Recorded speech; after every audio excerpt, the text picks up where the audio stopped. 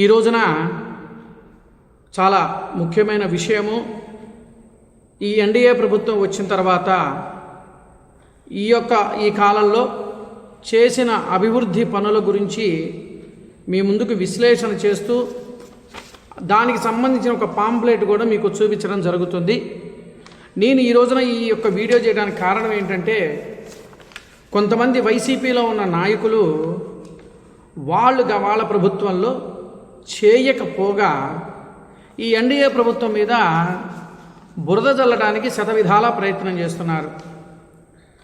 ఈ శతవిధాల ఎందుకు ప్రయత్నం చేస్తున్నారంటే, జనాల్లో చంద్రబాబు నాయుడు గారి మీద ఏదో నెప్పాలి అన్న ఉద్దేశం మీద ఈ యొక్క చెయ్యాలన్న ఉద్దేశం మీద వీళ్ళు చేస్తూ ఉన్నారు. దానికి నేను ఈ ఎన్డీఏ ప్రభుత్వం వచ్చిన తర్వాత ఎన్ని అభివృద్ధి పనులు జరిగినాయో రాష్ట్ర ప్రజలందరికీ కూడా తెలుసు. కానీ నా వంతుగా నేను ఏం చెప్పాలి అనుకున్నాను అంటే, దీంట్లో మీకు విశ్లేషణ చేద్దామని చేశాను. దానికి సంబంధించిన పాంప్లెట్ కూడా నేను దీంట్లో పెడతాను. ఒక్కసారి అది మీరు చూడండి. చూసిన తర్వాత మనం విశ్లేషణకి వెళ్దాం. దానికి సంబంధించిన పాంప్లెట్ ఇదిగోండి, ఒక్కసారి చూసుకోండి. ఓకే, మళ్ళీ నేను విశ్లేషణకి వెళ్దాం.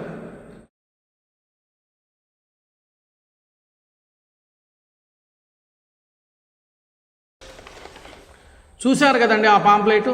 దాంట్లో ప్రధానంగా ఒక 5 అంశాల మీద నేను ఈ చర్చ పెడతాను. నేను చెప్పింది అవునా కాదా మీరు రాష్ట్ర ప్రజలు మీరే నిర్ణయం చేయటం, అలాగే కామెంట్స్ ఖచ్చితంగా తెలియజేయాలని కోరుచున్నాను. ప్రధానంగా చంద్రబాబు నాయుడు గారు పెన్షన్ వచ్చేటప్పటికి 3,000 రూపాయల పెన్షన్ 1,000 రూపాయలు పెంచి 4,000 చేస్తాను, 4,000 రూపాయలు ఇచ్చిన మాట వాస్తవం. ఇదన్నమాట.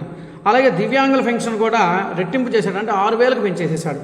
ప్రధానంగా 5 రూపాయలకి అన్నా క్యాంటీన్ పెట్టాడు. అందరూ ఇవాళ పేద ప్రజలందరూ కూడా ఎక్కడెక్కడ వాళ్ళు పేద ప్రజలు ఆ అన్నా క్యాంటీన్లో 5 రూపాయలు ఇచ్చి భోజనం చేస్తున్నారు, చక్కగా కడుపు నిండా అన్నం తింటున్నారు. అలాగే రాష్ట్ర వ్యాప్తంగా గుంతలు, అసలు ప్రధానంగా రోడ్లు చూస్తే గత ప్రభుత్వంలో రోడ్లు చూస్తే ఎక్కడ చూసినా గుంటలు. మరి ఆ వచ్చిన డబ్బులని ఆ నిధులన్నీ కూడా మరామతులకు బడ్జెట్లో కేటాయిస్తూ ఉంటారుగా. రోడ్లు మరామతుల నిమిత్తంగా అని పెట్టి ఒక కేటాయింపు పెడతారుగా. మరి ఆ కేటాయింపు వేసిన డబ్బు అంతా గత ప్రభుత్వం ఎడిపోయిందో కూడా తెలియలేదు. ఎవరి జేబుల్లోకి వెళ్ళినాయో ఎవరు చేసుకున్నారో తెలియదు. అన్ని గుంతలు. భగవంతుడి దయ వల్ల ఈ ఎన్డీఏ ప్రభుత్వం వచ్చిన గుంటలు లేని రోడ్లు ఏర్పడి చక్కగా అందరూ చక్కగా వెళ్తున్నారు ప్రయాణాలు.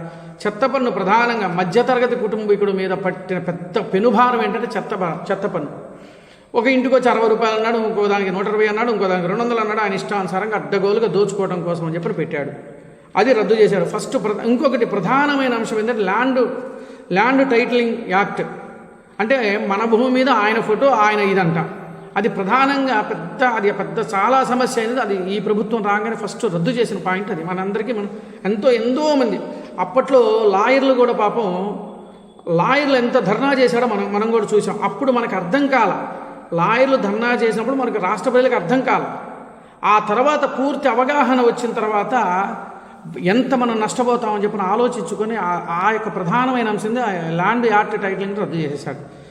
ఇంకొకటి ప్రధానంగా మొన్న విజయవాడలో జరిగినప్పుడు వరద, అసలు అనుకోని సంఘటన, ఎవ్వరం కూడా మనం ఊహించని సంఘటన అప్పటికప్పుడు జరిగితే ఆ వరద సహాయానికి ఆయన పడ్డ కష్టము, ఆయన పడ్డ తపన, చంద్రబాబు నాయుడు గారు పడ్డ తపన మనం కళ్ళారా చూసాం.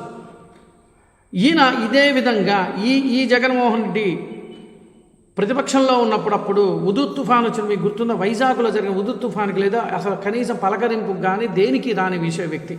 ఇంకా ఒక విషయం చెప్పండి, వరద సహాయంలో ఇస్తున్న 1 కోటి రూపాయలు వాగ్దానం చేసిన ఆ 1 కోటి రూపాయలు ఏ ఊరు వెళ్ళినాయో ఎక్కడికి వెళ్ళినాయో ఎవరికి తెలియదు. తర్వాత డ్వాక్రా మహిళలకు వడ్డీ లేని రుణాలు ఇస్తానన్నాడు. దాని ప్రకారం ఆయన ఫాలోఅప్ చేసుకున్నాడు. ప్రధానంగా వచ్చేటప్పటికి హిందూ దేవాలయాలకు సంబంధించి ధూపదీప నైవేద్యాల కింద 5,000 రూపాయల నుండి 10,000 రూపాయలకు పెంచిన సంగతి మనందరికీ తెలిసిన విషయమే. ఇవాళ ధూపదీప నైవేద్యాలు చిన్న గుళ్ళు కూడా ఇవాళ చాలా ఆ అర్చకుడు కానీ దాంట్లో కానీ ఇది చేసుకుంటూ చక్కగా చూసుకుంటూ భగవంతుడు సేవ చేసుకుంటున్నారు.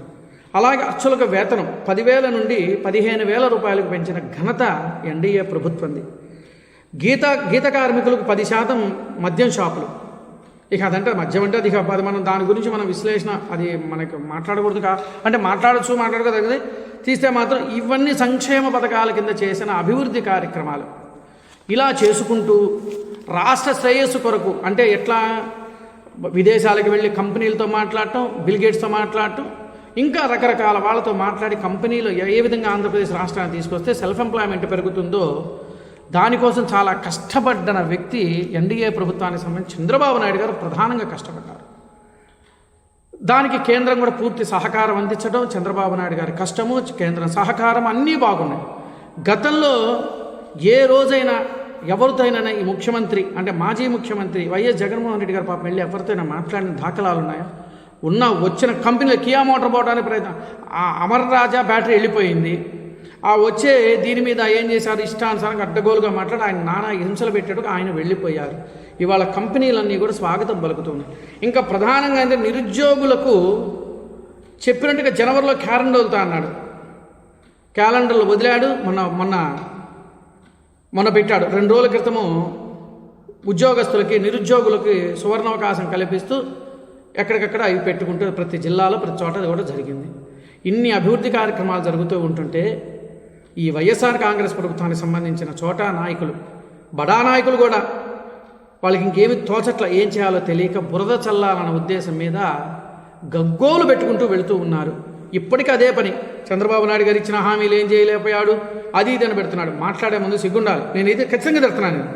ఒక రాష్ట్ర పౌరుడిగా నేను తిడుతున్నా. ఎందుకు తిడుతున్నాను అంటే వీళ్ళు చెప్పే మాటలు రాష్ట్ర ప్రజలు ఎవరు కూడా నమ్మే విషయం నమ్మరు, ఎవరు కూడా నమ్మే దాంట్లో ఎవరు లేరు. కాబట్టి రాష్ట్ర ప్రజలారా నేను చెప్పింది అవునా కాదా మీరు ఒకసారి ఆలోచించండి.